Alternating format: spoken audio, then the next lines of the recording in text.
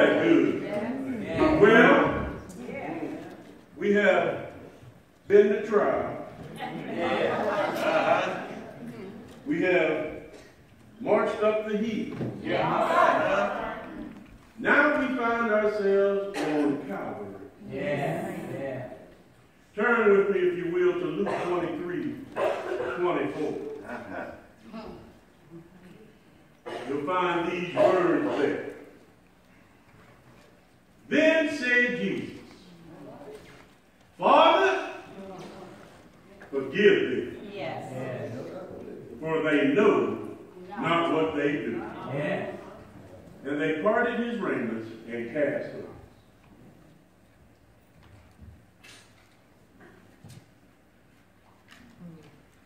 I'd like to title this Radical Forgiveness. All right. Radical forgiveness. If you need a subtitle, what will be the first thing come out your mouth?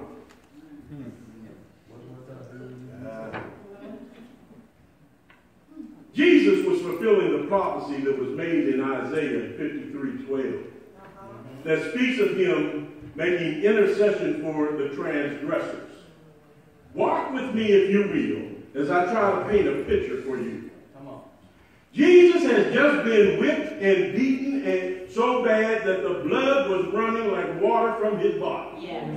He had been mocked and scorned and spit upon, pummeled with different objects. He was beaten and bruised so bad that you would want to shout out, as Rodney King shouted out, "Can't we just all get along?"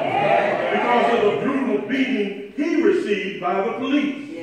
You must understand that this form of torture literally knocks the wind out of you. The weight of your body suspended by your arms causes immediate pain in the chest, paralyzing the pectoral muscles and making breathing extremely difficult. You can inhale, but it's too hard to exhale.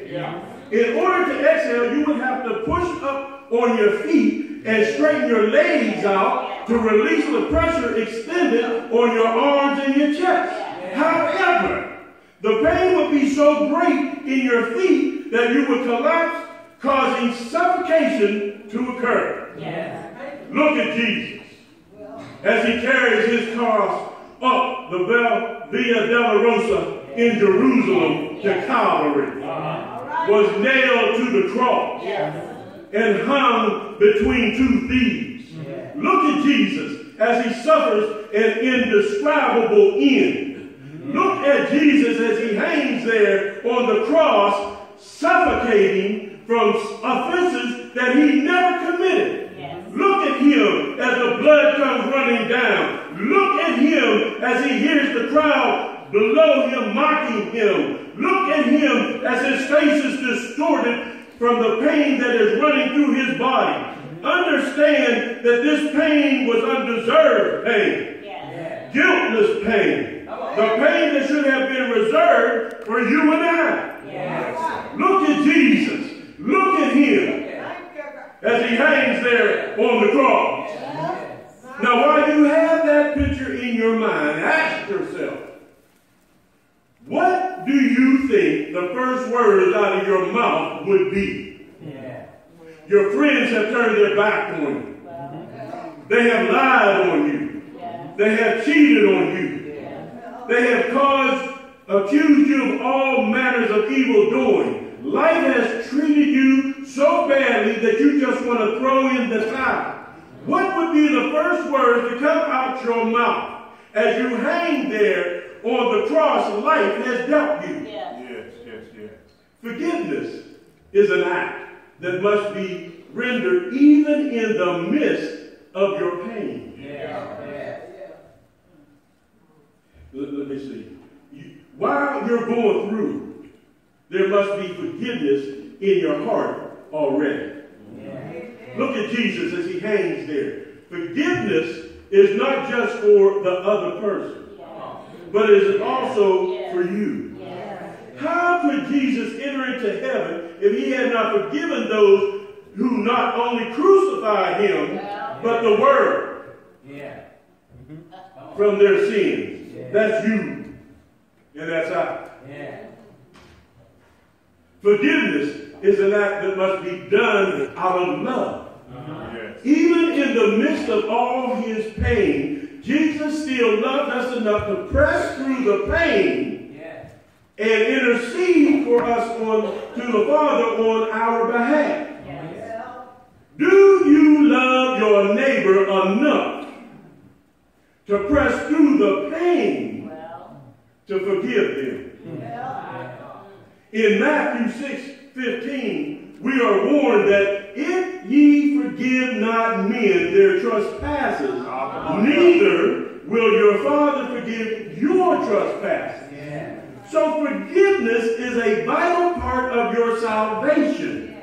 So ask you again, what would be the first thing out of your mouth?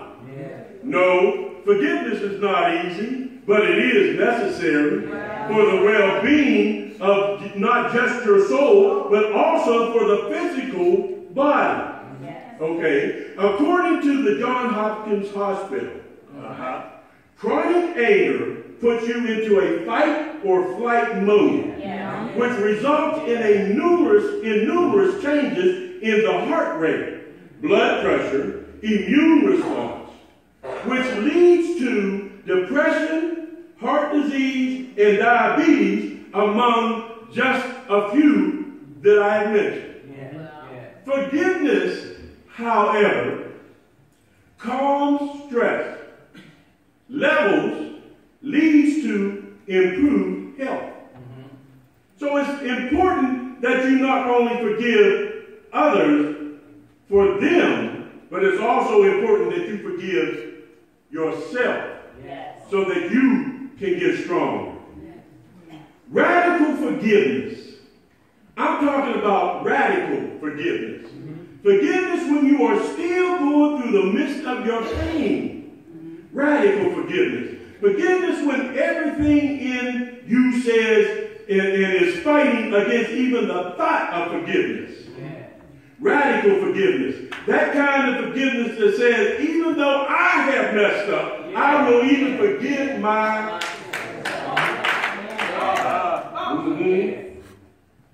radical forgiveness. And when you get to the point where you are able to be radical in your forgiveness, then you can say, no weapon formed against me shall prosper. Yes. When you get to the point where you're able to live within radical forgiveness, you will be able to say like David, the Lord is my light and my salvation. Whom shall I fear? The Lord is the strength of my life. Of whom shall I be afraid? What were the first words out of Jesus' mouth? Father, forgive them, for they know not what they do.